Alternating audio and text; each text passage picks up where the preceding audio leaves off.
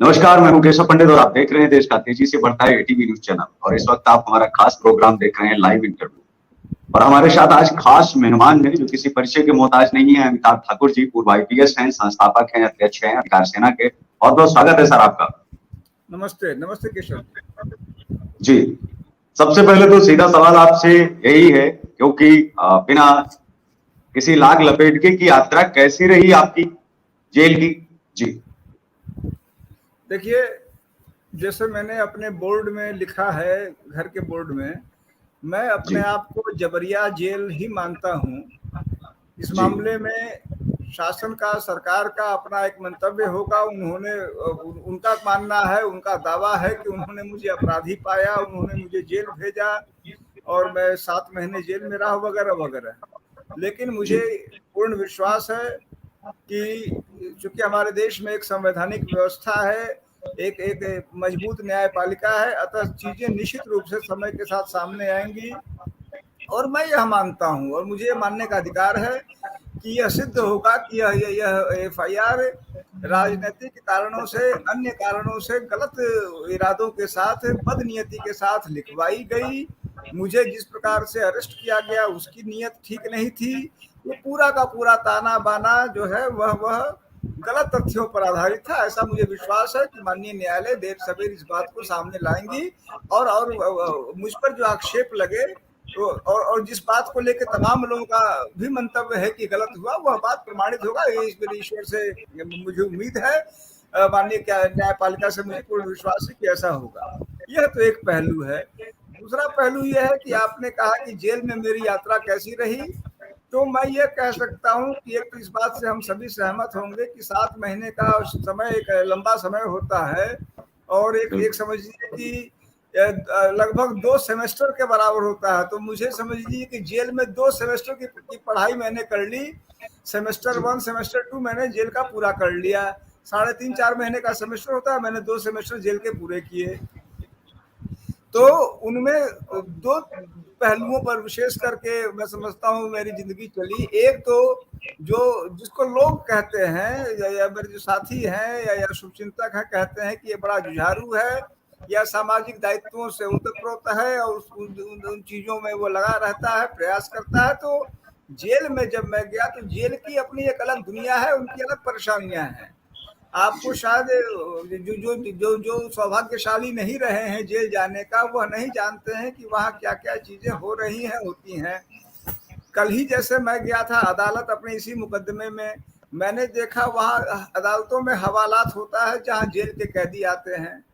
आपको जी जान के आश्चर्य होगा कि एक ट्रक में जी जिसमें मुश्किल से 15 या 20 लोग बैठ सकते हैं, 50-60 लोगों को, कैदियों को आज भी भेड़ बकरियों की तरह, जैसे कि आपके ये भेड़ बकरी वास्तव में जिस तरह से भरे जाते हैं।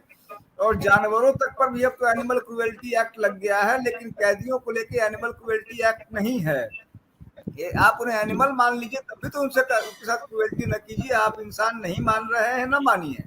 आप जानवर जी मान के तो उनके साथ कम से कम इंसाफ कीजिए। 60-60 लोग, मैं खुद उस और उन उन ट्रकों में मैं खुद कई बार आया हूँ। वहीं पर अचानक किसी की तबीयत खराब हो गई, कोई वॉमिट करने लगता है, दूसरा आदमी के शरीर को वॉमिट होता है और तीसरा आदमी वहीं बैठा रहता है, सुनता रहता है। तो तमाम जो चीजें हैं, कल मैंने देखा यहाँ छोटा सा एक हवालात है, 300-350 लोग बंदी उर्फ जानवर, मैं तो यही कहूंगा, उसमें बांध दिए जाते हैं। अभी 18 तारीख को एक बंदी की मौत हो गई।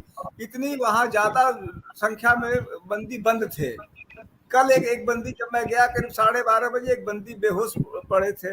कष्ट का विषय है कि इन चीजों पर कोई ध्यान नहीं दे रहा है। कह रहे हैं कि हम जेल भेज रहे हैं, जेल भेज रहे हैं, जेल तो इंसानों को ही भेज रहे हैं, जानवर तो जेल जा नहीं रहे हैं। जानवरों के जी लिए जेल नहीं है। तो इस दिशा में मानवाधिकारों का हनन हो रहा है। जी, मानवाधिकारों का हनन हो रहा है। मानवाधिकारों के हनन का मैंने एक पहलू बताया। दूसरा जी पहलू पिटाई का है। तीसरा जी पहलू भोजन का है। चौथा पहलू जी रख रखाव का है। आप जो शौच करते हैं, तो आप शौचालय को अंदर से बंद नहीं कर सकते, खुला है, कोई भी आदमी झांक सकता है। और झांकते हैं जेल के जो वार्डन वगैरह, ये जो होते हैं वार्डन वगैरह, आप शौच कर रहे हैं, ऊपर से झांक लेंगे। आपकी क्या ये रह गई जो प्राइवेसी, जिसके लिए माननीय सुप्रीम कोर्ट तक ने कहा कि प्राइवेसी इतनी बड़ी चीज है, क्या जेल के कैदी की प्राइवेसी नहीं है? उसका कोई मायने नहीं है।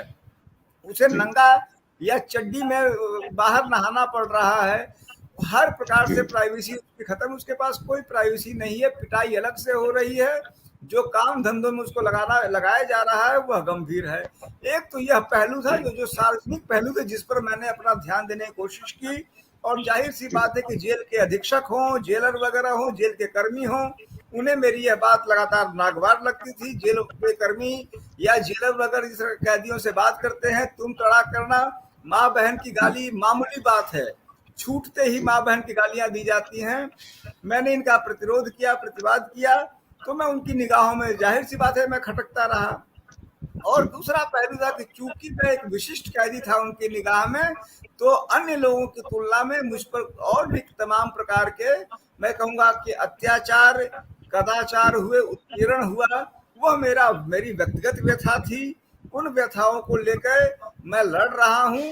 कैदियों के अन्य मामले जो है, सार्वजनिक मामले, उनको भी लेकर प्रयासरत हूँ। मेरे साथ जो अत्याचार हुए, पिटाई हुई, गाली गलौज हुआ, ये जो बातें हुई, उनको लेकर अलग लड़ रहा हूँ।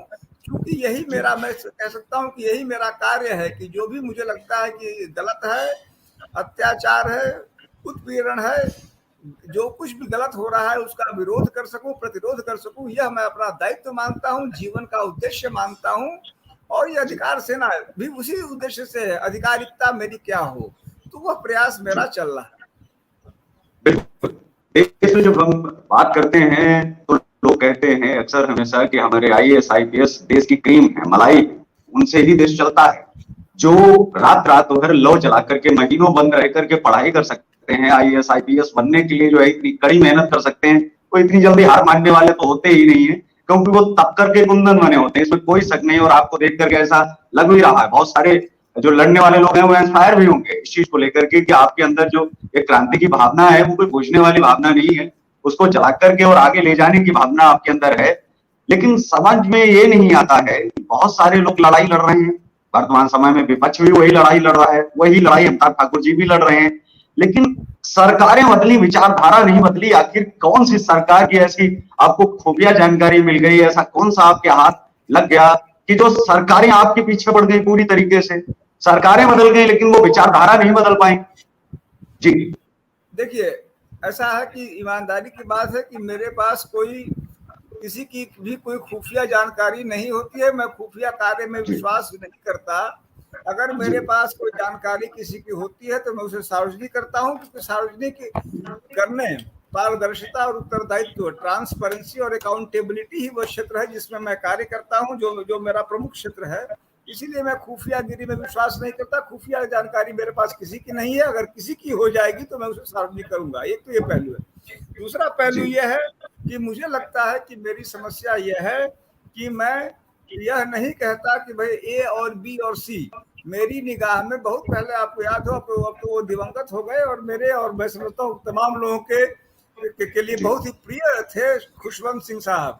उनका एक आता था, न काहू से दोस्ती न काहू से बैर, वो एक लिखते थे अपना, उसी नाम से अपने कॉलम लिखते थे। तो वही स्थिति मैं समझता हूँ, मैं अपनी मानता हूँ। मेरी व्यवस्था में जो गड़बड़ियां हैं, व्यवस्था की कमियां हैं, व्यवस्था की खामियां हैं, उनसे मेरा वैर है। व्यवस्था जी में बैठे व्यक्ति से भी मेरा वैर नहीं है, कोई वैर नहीं। आज तुम हो, कल तुम रहोगे, परसों तुम रहोगे, बदलते रहोगे। अरे कोई नहीं जानता एक दिन मैं ही व्यवस्था बन जाऊं, यह भी कोई बड़ी बात नहीं है। किस्मत किसने जी किसकी देख रखी है। लेकिन जी प्रश्न यह नहीं कि व्यवस्था में बैठा कौन है, प्रश्न यह है कि क्या व्यवस्था एक आम आदमी को उसका अधिकार दे रहा है। व्यवस्था के अंदर बैठे हुए जो चुने हुए लोग हैं, या जो ताकतवर लोग हैं, जिसमें आप भी आते हैं, आप चौथा खंभा है। मैं कभी था उसमें, प्रशासनिक विभाग में था, कभी उसमें लेजिस्लेचर में है, और कोई न्यायपालिका में है।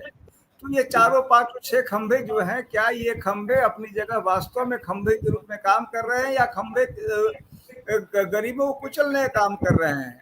इस दिशा में बोलने की मेरी गंदी आदत है। मैं पहले बोलता रहा हूं, भविष्य में भी बोलूंगा।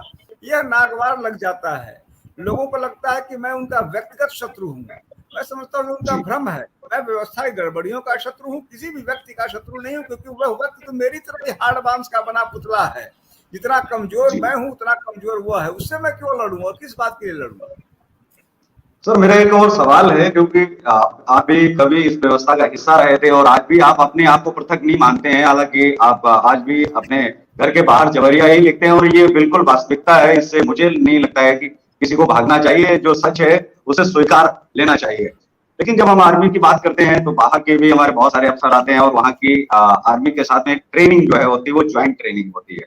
हमारे यहाँ पुलिसकर्मी हैं और जो हमारी पुलिस व्यवस्था है वो हम जानते हैं पूरी दुनिया से बहुत ज्यादा लचर व्यवस्था है और बहुत ज्यादा जो है यहाँ का कानून है वो भी बहुत लचीला है। हम तैयार भी नहीं है कड़े कानूनों के लिए। लेकिन सवाल ये उठता है कि हमारी जो बाहर की जो पुलिस है, दुनिया भर के बहुत तमाम देश हैं जो हमारे लिए उदाहरण हो सकते हैं। हमारी पुलिस व्यवस्था को संसाधन क्यों नहीं मुहैया करवाए जाते, जैसा कि हमारे सीबीआई के पास होते हैं या तमाम और भी जो अंग हैं महत्वपूर्ण जो सरकारों के और पुलिस व्यवस्था के, तो वो पुलिस को संसाधन मुहैया क्यों नहीं करवाए जाते। दूसरा कि हमारे ज्वाइंट जो है कुछ ऑपरेशन या फिर तमाम वो चीजें वो हमारे जो है साधारण पुलिस कर्मियों के साथ में ये जो बहुत बड़ा जो एक चेन जो सिस्टम है जो पुलिस का, उसके साथ में क्या आपको नहीं लगता है कि अब वक्त बदल गया है? तो ज्वाइंट ऑपरेशन भी होने चाहिए, ज्वाइंट ट्रेनिंग भी कुछ होनी चाहिए जिनके साथ में हम मिलकर के कुछ शायद नया कर सकें जो जनता को भी मालूम हो सके और पुलिस कर्मियों को भी मालूम हो सके कि मानवाधिकार क्या है। जैसा कि आपने कहा कि जेल में गए जिस तरीके का बर्ताव होता है वो अंग्रेजी शासन काल से वैसा ही चला रहा है, उसमें कुछ भी नहीं चेंज हुआ है। बहुत सारे पुलिस में भी ऐसे आजकल रूल है 1861 जिसको काला कानून बताया जाता है, तो अभी भी वो पुलिस व्यवस्था से अलग नहीं हट पा रहा है और उसको जो है हटाया जाना चाहिए। हालांकि हटाने पर कोई राजी नहीं है, क्यों नहीं है? तो आप मुझे एक एक करके इन पर जो है आप अपना प्रकाश डालें कि आपकी इस पर क्या राय है, तो उससे कुछ बदलाव हो सकता है। देखिए, पुलिस की जो व्यवस्था का प्रश्न है, चूंकि पुलिस के बारे में लोग समझते हैं कि मुझे ज्यादा अधिकार है बोलने का, बोल सकता हूं। मैं एक आईपीएस अफसर रहा एक लंबे समय तक। तो जी जहां तक पुलिस की बात है, मेरा यह मानना है कि पुलिस की बुनियाद में समस्या यह है कि उसको जो 1861 के एक्ट की बात वो करते हैं, तो उसका बुनियाद यह है कि यह माना जाता है, पुलिस के लोग समझते हैं कि हम फोर्स हैं, बल हैं। और बल क्या है? बल तो वह निर्बल के बल, जिसको बोलते हैं निर्मल के बलराम, वो नहीं है, वह जी बलवान के बल है। तो उन्हें निर्बल का बल बनाया जा सके, इसकी आवश्यकता है। उसके लिए कई आंतरिक स्थितियां भी हैं, जैसे कि आप और हम कई बार देखते हैं, सुनते हैं, कभी कभी कोई सीरियल किलर पकड़ा जाता है या फिर कोई ऐसा अपराधी पकड़ा जाता है जो बड़े ही गंदे और जघन्य काम कर रहा है, और उससे पूछताछ होती है तो बड़ा ही मानवीय पहलू सामने आता है कि उसको बचपन में उसके साथ फला हुआ। ऐसी तमाम फिल्में भी आई हैं, रियल लाइफ स्टोरीज भी आई हैं। यानी उसके बिल्कुल बचपन का जो अपना कुछ दर्द था वो उसके मनस्य स्थिति में रह गया और वही बात बाद में प्रतिफलित हो रहा है उसके एक्शंस में। मैं यह जी मानता हूं कि पुलिस का जो दुर्व्यवहार होता है, जिससे लगभग हर व्यक्ति क्षुब्ध है, जैसे मैंने जेल कर्मियों का कहा, मैंने कह तो दिया, लेकिन जेल और पुलिस इन दोनों में मैंने एक चीज देखा कि जो मलाई है वो ऊपर का अफसर काट रहा है। जैसे जो आईपीएस अफसर है हमारे यहाँ, पीपीएस अफसर है हमारे यहाँ, जेल में जो जेलर हैं, अधीक्षक हैं, उनके डीआईजी हैं, मलाई वो काट रहे हैं, घूसखोरी चरम पर। चाहे पुलिस में देखिए, वहां देखिए, इसका छोटा सा हिस्सा आपको नीचे जा रहा है। लेकिन जो दुर्व्यवहार हो रहा है अंदर, मैं आंतरिक मानवाधिकार की बात कर रहा हूं, अंदर जो सिपाही हैं उन्हें कोई जी अधिकार नहीं मिल रहा है, उनके साथ इतना गंदा व्यवहार हो रहा है, उनके मानवाधिकार का कोई हक नहीं है। इन स्थितियों में हो ये रहा है कि वो उसी चीज को बाहर दिखा रहे हैं, जो चीज जी वो खेल रहे हैं उसी चीज को बाहर पब्लिक के लोग साथ कर रहे हैं। तो यदि हमको पुलिस का व्यवहार ठीक करना है तो सबसे पहले हमें यह करना होगा कि जो ऊपर के अफसर हैं वो अपनी कार्य संस्कृति को बदलें। यदि हमको जेल का व्यवहार ठीक करना है तो जी ऊपर के अफसरों की जो बेलगाम स्थिति है, अपने सिपाहियों से माँ बहन की गाली देना, सिपाहियों से दुर्व्यवहार करना, गंदे से बात करना, उनसे पैसे हड़पना, छुट्टी के पैसे लेना, पोस्टिंग के जी पैसे लेना, हर समय उनको नीचा दिखाना, उनको अपने सामने बैठने तक नहीं देना, उनको आदमी न जी समझना। तो इस तरह की जी बातों पर रोक लगाना पड़ेगा। यदि हम आंतरिक व्यवस्था ठीक कर पाएंगे, जो पावर डिस्टेंस इन जगहों पे उनको दूर कर पाएंगे, तभी इस प्रकार की जो फोर्स है उनमें बेहतरी हो पाएगी। यह मेरा दृढ़ मत है। जी बिल्कुल। लेकिन जब हम बात संसाधनों की करते हैं, आपसे एक और सवाल किया था कि हम क्या बाहर की पुलिस के साथ में, जो बहुत सक्षम देश हैं और बहुत अच्छे देश हैं, वहां की पुलिस के साथ में कि जो उन्होंने व्यवस्थाएं ठीक की हैं वर्तमान समय में, दूसरा साथ आता है कि क्या हमारे पास संसाधन कम है, क्या हमें पुलिस को संसाधन नहीं देने चाहिए? जैसे बहुत लाइट डिटेक्टर मशीन है या इन सब चीजों से जो लोग डरते हैं, तो वो जिला स्तर पर नार्कोटिक टेस्ट है, तो वो होने की व्यवस्था अगर हो जाए तो मुझे लगता है कि जो छोटे मोटे केस हैं जो बरसों चलते हैं और जिनमें लोग शायद मरने के बाद भी इंसाफ नहीं मिल पाता है लोगों को, तो उनसे निजात मिल पाए साल या 6 महीने में। तो इनको भी फास्ट ट्रैक कोर्ट में डाल करके और इन संसाधनों का उपयोग होना चाहिए, और फिर इस पर भी सरकार को पैसा खर्च करना चाहिए या नहीं? जैसे जब केंद्र कहता है कि हमने रक्षा बजट पर इतना खर्च किया, तो राज्य सरकारों को भी बोलना चाहिए कि हम भी पुलिस और प्रशासन पर इतना खर्च कर रहे हैं, उनका वेतन नहीं, साथ में हम संसाधन क्या क्या हम दे रहे हैं। जी देखिए, इस पर मेरा यह मत है कि जो आप बात कह रहे हैं उसका स्वाभाविक उत्तर है हाँ, करना चाहिए। इसमें कोई, जैसे कुछ प्रश्न होते हैं जिसके दो उत्तर नहीं हो सकते हैं, कोई मतभेद नहीं हो सकता है। कोई पूछे कि संसाधन होना चाहिए तो कोई क्यों कहेगा नहीं होना चाहिए? आधुनिकतम संसाधन होने चाहिए। लेकिन जो आपने, इसलिए इस प्रश्न को लेकर मतभेद नहीं है। वो अब कितने संसाधन केंद्र या राज्य के पास हैं, कितने वो दे पा रहे हैं, क्योंकि हर विभाग, जैसे एक घर के बजट में होता है कि पत्नी अलग अपनी मांग कर रख रही होती है, बच्चे अलग रख रहे होते हैं, पति के अलग अपने उसमें है कि तंबाकू खाने के लिए पैसा नहीं है, अपना उसका अलग हिसाब किताब होता है। उसी प्रकार से बजट को लेके अपनी खींचातानी भी होती है। उत्तर तो हाँ ही है। लेकिन मैं समझता हूँ आपने एक और बहुत महत्वपूर्ण प्रश्न कहा। आपने कहा कि यदि फला चीज हो जाएगा तो जल्दी न्याय मिलेगा। तो जो न्याय शब्द आपने कहा, तो मुझे लगता है यदि उसमें ईमानदारी से बात करें, और यदि एक आम केस को लेकर यदि 10 साल लगे मान लिया जाए, तो इस बात को समझने का प्रयास किया जाए कि उस 10 साल में बहुत भी अगर पुलिस लगाती है तो साल लगाती है, 1.5 साल 2 साल, बाकी के बचे 8 साल जो हैं वह अदालतों में चले जाते हैं। यानी जिसको टिप ऑफ द आइसबर्ग कहेंगे। कुछ केस में तो पुलिस ने 15 दिन में चार्जशीट भेज दिया और कोर्ट जाने के बाद वो ठप पड़ गई, 15 साल बाद उसका हुआ। तो यदि हमको जो आपने न्याय की बात कही, त्वरित न्याय की बात कही, उसमें वास्तविक अगर सुधार करना है तो न सिर्फ कोर्ट की संख्या में भारी इजाफा करना पड़ेगा, बल्कि क्रिमिनल प्रोसीजर लॉ में भी परिवर्तन करना पड़ेगा। और यह करना पड़ेगा ताकि हर कीमत पे, जैसे कुछ टेलीविजन में कुछ इलेक्ट्रॉनिक टीवी हम कहते हैं खबर हर कीमत पे, तो उसी तरह से त्वरित हर कीमत पे का ये करना पड़ेगा कि हर कीमत पे वो त्वरित न्याय हो सके। और जाहिर सी बात है कि उसमें यदि अभियुक्त को लाभ मिल रहा है तो दीजिए, वो एक अलग बात है, लेकिन उसको विलंबित ना कीजिए।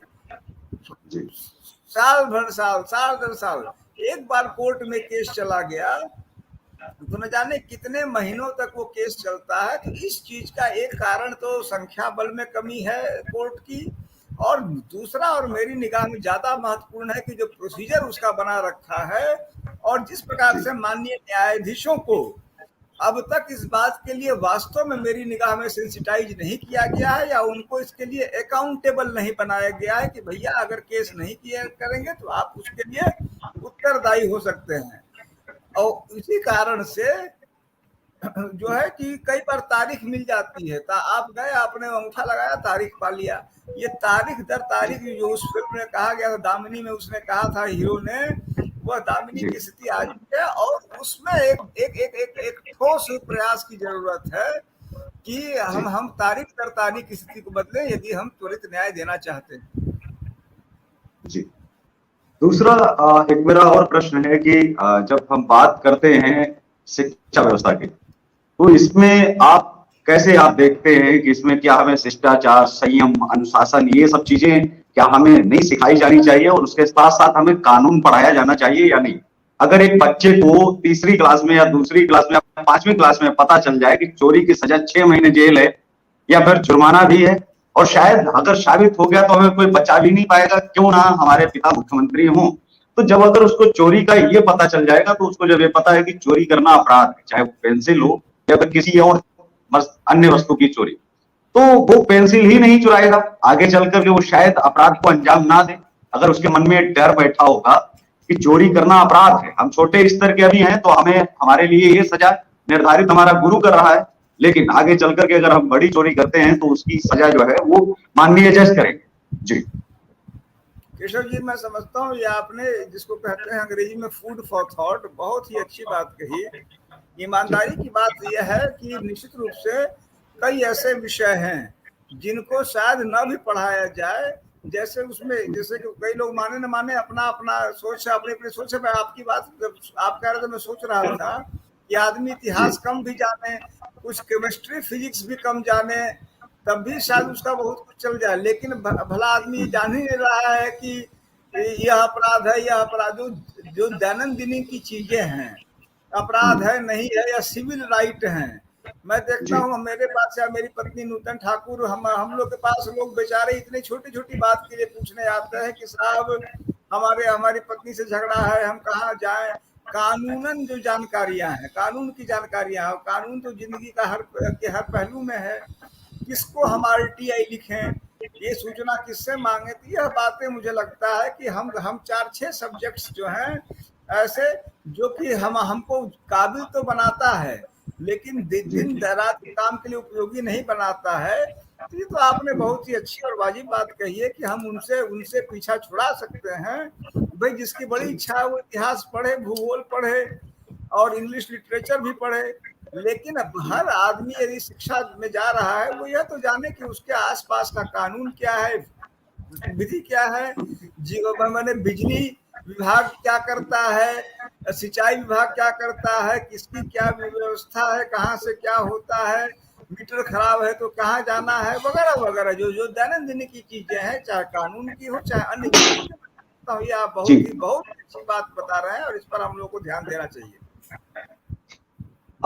एक और जो है सवाल अभी एक दर्शक का आ रहा है कि अधिकार सेना जो आपने बनाई है, उस अधिकार सेना में जुड़ने का साधारण जो है प्रोसेस क्या है, साधारण प्रक्रिया की, उससे एक आम आदमी जो न्याय की आशा रखता है और जो अपने अधिकारों के लिए लड़ना चाहता है वो आपसे जुड़ सके आपकी टीम से, क्या इसके केंद्र खोले जाएंगे या फिर कानूनी जानकारियां वहां उपलब्ध करवाई जाएंगी? देखिए, क्योंकि मेरी एक समस्या है कि मैं झूठ नहीं बोल पाता, तो मैं पहली बात ये कहूँगा कि हम लोग एक बहुत ही प्राथमिक स्टेज पे हैं। कई बार मान लीजिए और मैं तो ऐसे ही 5 फीट 4 इंच का छोटा कद का आदमी हूँ, तो कई बार अपनी हिम्मत से कई बार ज्यादा मैं काम कर देता हूँ। हम लोगों ने यह कार्य शुरू कर दिया, अभी हमारे पास संसाधन बहुत कम है, लेकिन नहीं, आपकी तरह हमारे मिर्जापुर में भी जो है मिर्जापुर से हैं जो पुलिस, अविनाश प्रकाश पाठक जी, और जिनके साथ बहुत गलत हुआ पुलिस विभाग में, आज उनको निकाल दिया गया। पुलिस उत्तर प्रदेश पुलिस परिवार कल्याण समिति के वो शायद महासचिव है या सचिव है, और उन्होंने स्पेशल मुझे ये लिख करके जो है भेजा है कि आप जो है अमिताभ सर से पूछें कि अधिकार सेना में कैसे जुड़ सकते हैं, कि आज हर व्यक्ति अधिकार चाहता है, उनके साथ भी ये गलत हुआ है क्योंकि आप बड़े अधिकारी रहे हैं, पढ़ाई आप नहीं बच पाए हैं, तो वो उनके साथ भी जो है ऐसा बर्ताव किया गया और वो अभी भी जो है मुकदमा शायद लड़ रहे हैं। जी, तो मैं वही बताना चाह रहा हूँ। तो इसीलिए अभी मैं या हमारी जो टीम है उसके सदस्य अभी व्यक्तिगत स्तर पे जो हमसे संपर्क करता है, हम अपनी जानकारी उनके साथ खड़े होने का पूरा प्रयास करना, उन्हें जानकारी देना, उन्हें गाइड करना, उनकी हिम्मत बढ़ाना, ये हम एज ए टीम अभी कर रहे हैं। हम अपने स्ट्रक्चर को धीरे धीरे बढ़ा रहे हैं। हम प्रयास कर रहे हैं कि जनपद, तहसील और ब्लॉक स्तर तक हमारी टीम रहे। अभी हम उसमें बहुत ही पीछे हैं, अभी बिल्कुल प्राथमिक स्तर पे हैं। जहां तक जुड़ने का प्रश्न है, हमने यहाँ कोई अभी कोई ऐसा फीस नहीं है, न जुड़ने की कोई प्रक्रिया। अभी हमने मात्र टेलीग्राम पर एक अधिकार सेना करके एक टेलीग्राम पे ग्रुप बनाया है और उस पे हमने एक लिंक भी दिया है जहां अपना डिटेल्स भेज दें, जिसे नाम पता वगैरह जो है, तो वह हमारा जो ट्विटर अकाउंट है अमिताभ ठाकुर करके, और मेरी पत्नी का ट्विटर अकाउंट है ए नूतन ठाकुर करके, नूतन ठाकुर का अमिताभ ठाकुर के ट्विटर अकाउंट पे वो लिंक्स हैं।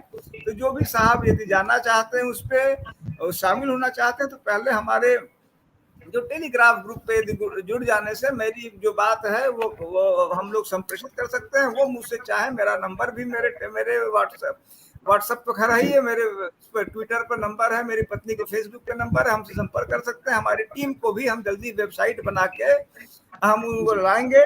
हम देखिए कल को संभव है कि हम एक पॉलिटिकल एंटिटी बने, पॉलिटिकल पार्टी बने। यदि हमारी हमारी सेना के लोग चाहेंगे, हमारी टीम के लोग चाहेंगे तो हम उस दिशा में भी बढ़ेंगे। लेकिन हमारी बुनियादी जो हमारी सोच है या बुनियादी चाहत है वो यह है कि जो आपने बात कही, जो अधिकारों को लेकर जागरूकता है, अधिकार होनी चाहिए, है नहीं होनी चाहिए। अधिकारों की जानकारी का अभाव है, जिसका नेता, अभिनेता, मंत्री, विधायक, अफसर जिसका भरपूर लाभ उठा रहे हैं, छोटी छोटी चीज के लिए लोगों का शोषण कर रहे हैं, तो उसके प्रति हम खड़े हो सकें, हम आम आदमी को उनके अधिकारों के प्रति सचेत कर सकें। कर्तव्य की बात हर कोई कर रहा है कि नागरिकों अपना कर्तव्य निभाओ, लेकिन ये भला नागरिक अपना अधिकार पाए इसकी बात कोई नहीं कर रहा है। हम उसके अधिकार की बात कर रहे हैं। उसके अधिकार है जो संविधान ने दिए हैं, जो विधि ने दिए हैं, उसके पूरे अधिकार उसको दो। हमारी यह बात है और इसी के लिए हम प्रयासरत हैं। जहां तक जुड़ने का प्रश्न, मैं पुनः कहूंगा, चूंकि हम एलिमेंट्री लेवल पे हैं तो अभी हम ट्विटर और फेसबुक पे ही हमारा वो लिंक है, जो चाहे उससे जुड़े। हम वेबसाइट से लेके हर तरह से जहां तक ईश्वर चाहेगा, जहां तक हमें शक्ति देगा, सामर्थ्य देगा, हम उसको आगे बढ़ाएंगे और कोशिश करेंगे कि हम प्रैक्टिकली जमीन पे, ग्राउंड पे जाके हमारे जो अधिकार सेना के सैनिक हैं, हम उन्हें अधिकार सेना का सैनिक मानते हैं, वो अपने अपने प्रयास पर, अपने सामर्थ्य पर लोगों में जागरूकता भी लाएं, उनके साथ खड़े हों, उनके अधिकारों में, उनके हक और अख्तियार के सहभागी बने। जी बिल्कुल, कि अगर देश के जितने लोग अभी हमें देख भी रहे हैं और आगे भी देखेंगे हमारे आपकी इस बातचीत को भी, तो उम्मीद देश कर सकता है कि अधिकार सेना देश के अंतिम व्यक्ति तक पहुंचने का प्रयास करेगी और जो उनके आंसू है वो पोंछने का काम करेगी। क्योंकि तकलीफ जो सबसे ज्यादा देखता है उसको दर्द का जो है एहसास भी होता है। कहावत भी है कि जाके फटी न पीर बीमारी, सो का जाने पीर पर आए। तो पीर आप आज दर्द आप देख पा रहे हैं तो वो इसी कारण। लेकिन तो सवाल मेरे मन में यूं ही उठे कि जब आपने कहा कि जो गाली गलौज की जो प्रक्रिया है, जो चीजें हैं, तो एक तो पहला मेरा ये सवाल है कि क्या ये ट्रेनिंग में ऐसा कुछ सिखाया जाता है? लेकिन दूसरा साथ ही मेरा उत्तर ये मिल जाता है कि जब आपने ये कहा कि एक बड़ा अधिकारी जब छोटे निचले स्तर से बातचीत करने का जब तक तरीका नहीं बदलेगा, शिष्टाचार के साथ में जो है पालन केवल छोटों के लिए नहीं है, बड़ों के लिए भी होना चाहिए कि वो भी अगर शिष्टाचार के साथ बात करेंगे, संयमित होकर के बात करेंगे, अनुशासित होकर के बात करेंगे और गोपनीयता के साथ में बात करेंगे, तो मुझे लगता है कि आने वाले समय में जो आंतरिक व्यवस्थाएं हैं वो सुधरेंगी, तभी हम बाहरी व्यवस्थाओं को सुधार पाने में सक्षम होंगे, कामयाब होंगे। लेकिन जो जनता के साथ में जो बातचीत करने का एक तरीका है, जैसे हम अमेरिका की बात करें तो वहां जब भी कभी किसी को रोका जाता है तो कहा जाता है कि सर आप हेलमेट नहीं लगाए और आपका इतना चालान बनता है, तो आप इसको भर दीजिए। यहाँ है तो ठीक है, नहीं तो घर जाकर के उनका चालान उनको उनके मोबाइल पर पहुंच गया मैसेज, क्योंकि वहां भी डिजिटल है और अब तो यहाँ भी हो गया है। यहाँ लोग परिचय देने लगते हैं कि नहीं जी आप विधायक जी से आप बात कर लीजिए, आप इनसे, आप इस पुलिसकर्मी से बात कर लीजिए। क्या इस पर भी मुझे लगता है कि उनको अपने कैमरे लगाए जाने चाहिए? जैसे दिल्ली में एक बड़ी व्यवस्था हमारे जो है की गई थी कि चेकिंग के दौरान उनके कैमरे लगे होने चाहिए कि सामने वाला कैसे बात कर रहा है और किस स्थिति में बात कर रहा है, तो उन पर भी जुर्माना ठोका जाना चाहिए या नहीं, जो दूसरों से बात करवाते हैं। सीधा सा पहली बार तो वार्निंग देते, लेकिन अगर ऐसा बार बार उसी व्यक्ति के साथ में ऐसा आ रहा है कि हेलमेट नहीं लगाए, उसको चालान तो भरना ही पड़ेगा 100%, जो कानून तोड़ रहा है। बच के नहीं जाना चाहिए। इसके लिए क्या चेकिंग के दौरान, ये सबसे बड़ी समस्या है। और इसमें भी आपके लिए सवाल यह है कि इसमें कुछ बदलाव होना चाहिए। जो कैमरा तो लगाया जाता है, डिलीट भी किया जा सकता है, लेकिन जनता को भी वो पूरी रिकॉर्डिंग अगर कोई मांगता है आरटीआई के, उसमें 1 महीने के अंदर या 1.5 महीने के अंदर, कि उसको एक सुरक्षित रखा जाना चाहिए या नहीं, कि अधिकारियों तक उसको भी आरटीआई के दायरे में लाया जाए। अगर कोई ऐसी घटना हो गई किसी व्यक्ति के साथ में तो वो निकलवा सके। जी देखिए केशव जी, आपने बहुत अच्छी बात कही है और इससे जुड़ा एक बड़ा प्रश्न भी है। वह प्रश्न है सरकारी दफ्तरों में सीसीटीवी कैमरा का या सरकारी स्थानों पर, सार्वजनिक स्थानों पर सीसीटीवी कैमरे का। मेरा ये अनुभव है कि यह सीसीटीवी कैमरा उतने देर तक ही काम करता है जितने देर सरकार और सरकारी अफसरों को इसकी जरूरत होती है। आपको, हमको जब जरूरत है तो ये कभी भी मैंने देखा कि कोई भी सरकारी कैमरा काम करता नहीं बताया जाता है। मैं हजरतगंज थाने ले जाया गया था जो कथित गिरफ्तारी के बाद, वहां मेरी पिटाई हुई। पुलिस का मैं बड़ा अफसर रहा, पुलिस के लोगों ने पिटाई की। मैं और वहां पर मैंने पूछा, बाद में पूछा, मालूम क्या बोला, सीसीटीवी कैमरा मेरा नहीं, खराब है। इसके साथ में मैं बीच में रोकना चाहूंगा कि ये काम हर चीज में निजीकरण हो रहा है, तो क्या मोदी जी को निजीकरण में कैमरे नहीं कर देने चाहिए? क्योंकि हम भी जानते हैं सरकारी व्यवस्था बड़ी लेट होती है। जैसे बिजली आपकी खराब हो गई आपके मोहल्ले की, तो आपको शायद 2 या 3 दिन भी लग सकते हैं, लेकिन ये निजीकरण के दायरे में कुछ चीजें कर देनी चाहिए। जैसे कैमरों का जो हाल है वो वहां कर देना चाहिए। अगर कल को कोई भी गड़बड़ होती है तो उसके लिए कोर्ट बैठा है कि 1 मिनट से ऊपर या 2 मिनट से ऊपर बंद नहीं होना चाहिए, और बंद हुआ तो उसका कारण होना चाहिए कि कैसे बंद हुआ है, अपने बंद हुआ है। तो इसका कुछ चीजों का निजीकरण आपको नहीं लगता कि हो जाना चाहिए आपके साथ में? तो सरकारी काम हम लोगों ने देख लिया कि कुछ हद तक तो ठीक है, लेकिन जिनका निजीकरण होना आवश्यक है वो कर देना चाहिए। मैं आपसे सहमत हूँ। बांदा जेल में फायरिंग हुई, सीसीटीवी वहां गायब। मैं लखनऊ जेल में था, जिन जगहों पर सीसीटीवी होना चाहिए था वहां सीसीटीवी नहीं। जहां पर भी जरूरत किसी को पड़ती है सीसीटीवी की, सीसीटीवी नहीं है। और ईश्वर की कृपा से सरकार में कभी उसके लिए जिम्मेदारी तय नहीं की जाती है कि भैया ये सीसीटीवी जो है जब जरूरत है तो गायब कहाँ हुई। तो आपका केशव जी, आपका सुझाव अच्छा है, बिल्कुल ठीक है। मेरा उससे थोड़ा सा अलग ये है कि मेरा मानना है कि इसको सरकारी भी अगर तुम रखो तब भी इसमें निजी संस्थाओं को जरूर इन्वॉल्व रखो, और एक बैकअप जो है या मॉनिटरिंग के लिए तुमने सरकार को ही सीसीटीवी दे रखा है तो ठीक है, लेकिन एक बैकअप के लिए, मॉनिटरिंग के लिए प्राइवेट एजेंसी भी रहे जो देखती रहे कि सरकार के सीसीटीवी चल रहे हैं कि नहीं चल रहे हैं। क्योंकि पूरी तरह अगर प्राइवेट को दे दिया, उससे बेहतर है कि सरकार के अफसर पर कुछ जिम्मेदारी बन सकती है और प्राइवेट भी उसका मॉनिटरिंग हो। तो मुझे लगता है जो पीपीपी मॉडल हो इसमें बेहतर होगा कि पब्लिक भी हो और प्राइवेट भी हो। यह मेरा व्यक्तिगत मत है, लेकिन इसमें कोई शक नहीं है कि निश्चित रूप से सीसीटीवी की कंप्लीट मॉनिटरिंग होनी चाहिए, एक बात। और दूसरी बात, यदि कहीं खराब होती है तो उसको कैजुअली नहीं लेना चाहिए। यदि सीसीटीवी लगाया गया है, मैं हजरतगंज थाने गया तो वहां सीसीटीवी लगा था लेकिन चल नहीं रहा था, तो आखिर क्यों नहीं चल रहा है? क्या वो और यह माना जाना चाहिए कि अगर नहीं चल रहा है तो जानबूझ के नहीं चल रहा है, और उसके लिए दंड होने चाहिए लोग। मुझे लगता है कि इसकी बेहद जरूरत है। जी, जैसे आपके ऊपर हो सकता है कि उन्होंने जो किया और बिल्कुल ऐसा ही होता है, क्योंकि जब भी कोई क्रांति, कोई चिंगारी जब उठती है तो उसको दबाने की कोशिश होती है।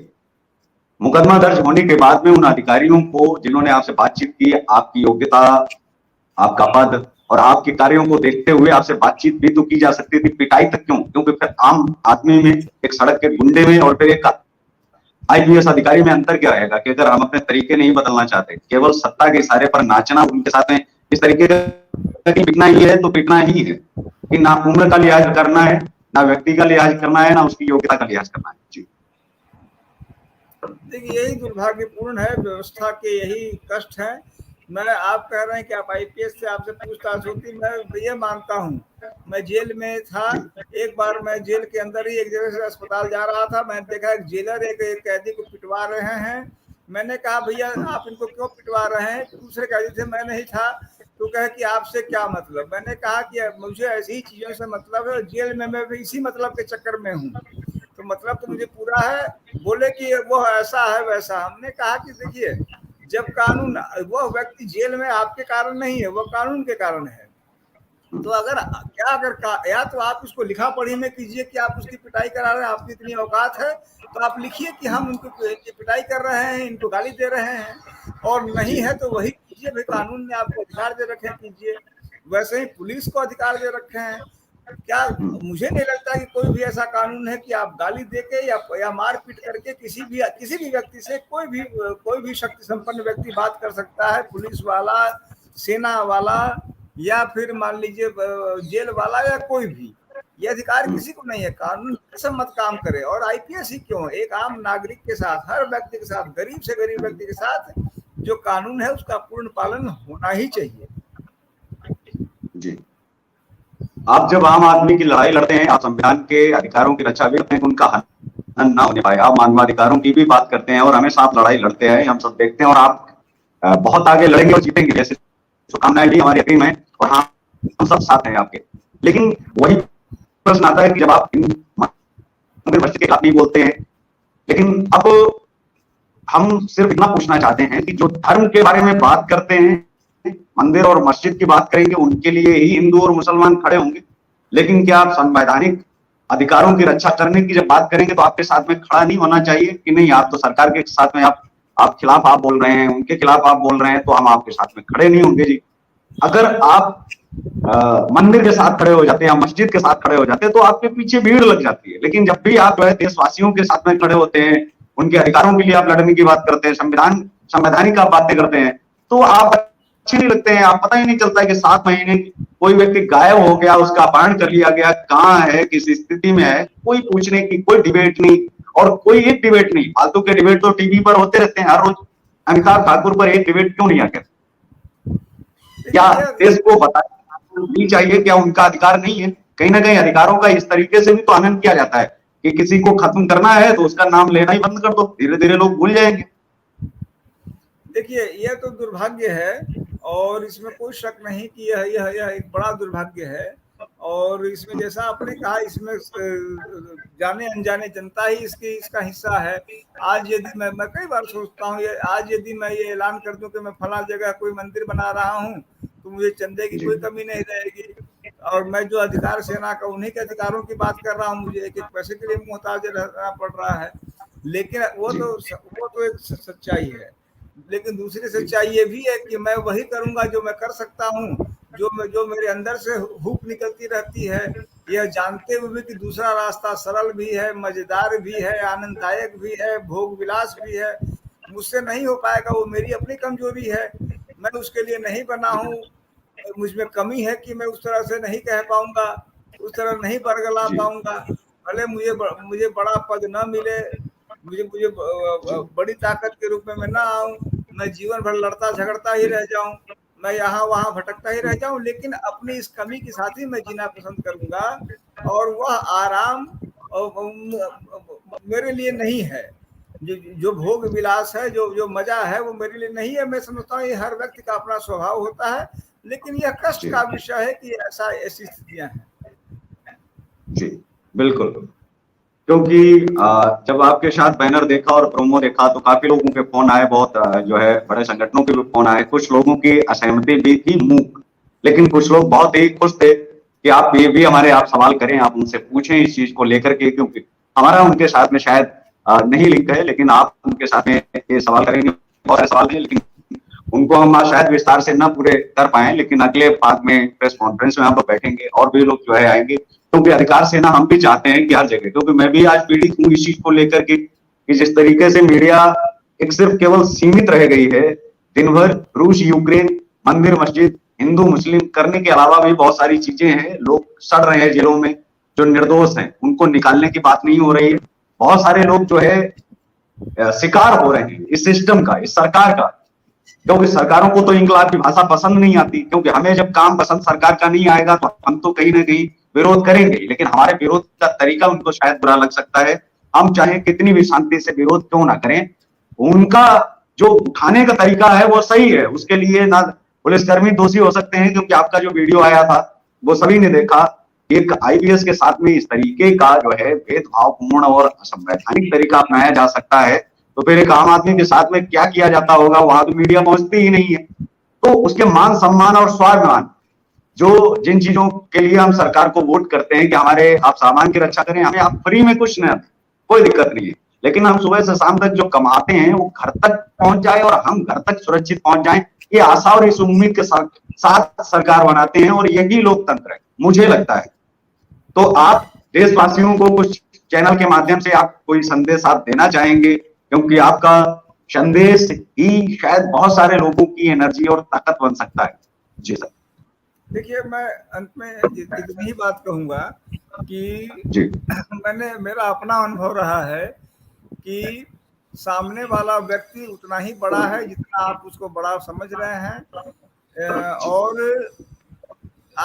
यदि आपको लगता है कि आप सही पे हैं तो आप अपनी जगह जमे रहिए, अपनी जगह रहिए। मैंने कई लोगों को देखा है और मुझे बड़ा इस बात से आश्चर्य होता है कि भले मंदिर मस्जिद लंद फंद राष्ट्रवाद देशवाद में कई लोग अपना लगे होंगे, लेकिन बड़ी बड़ी संख्या में लोग अंदर से निश्चित रूप से हमेशा इस बात को लेकर हमेशा परेशान भी रहते हैं और अपने ऊपर गर्व भी करते हैं कि वह किसी खास मुद्दे पे खड़े रहे, उन्होंने सत्य का साथ दिया। सत्य के प्रति जो ललक है, इंसानी जो जो जो हुक है सत्य के प्रति, वह भी बड़ी गहरी है, वह झूठ के मोहब्बत से कम नहीं है। और तमाम लोगों को सत्य से, ईमानदारी से, सच्चाई से लगाव है। इन सभी लोगों से मेरा अनुरोध है कि वह इसको बनाए रखें, अपनी इस आग को बनाए रखें। जैसे जो दुष्यंत कुमार ने कहा, यहाँ नहीं वहाँ आग रहनी चाहिए, जो बात उन्होंने कही, तो ये आग रहनी चाहिए और ये आग आप में, हम में, सब में है। इसे बरकरार रखें, यही आपकी सबसे बड़ी नेमत है। और जिंदगी में आपको सबसे ज्यादा अभिमान इसी बात पे रहेगा, अपने ऊपर। जी बिल्कुल, बहुत बहुत शुक्रिया सर, आप जुड़े और आपने जो है हमारे दर्शकों को तमाम अपने जीवन की जो संघर्ष की वो कहानी जो लोग सुनना चाहते हैं, क्योंकि कई सुनी अनसुनी कहानियां होती हैं, लेकिन लोग सुनना चाहते हैं कि आपके साथ क्या हुआ। हमारे साथ तो हुआ है, लेकिन वो शायद बयां ना कर पाए, लेकिन आपसे शायद उनको और भी उनकी इच्छा शक्ति जो है वो दृढ़ इच्छा शक्ति बनेगी और वो शायद लड़ने के लिए फिर से दोबारा तैयार हों। जो टूट चुके हैं उन लोगों के लिए आप हमेशा प्रेरणा स्रोत रहेंगे। बहुत बहुत आभार, बहुत बहुत शुक्रिया। आज के इस कार्यक्रम में बस इतना ही। आप देखते रहिए देश का तेजी से बढ़ता है AT चैनल।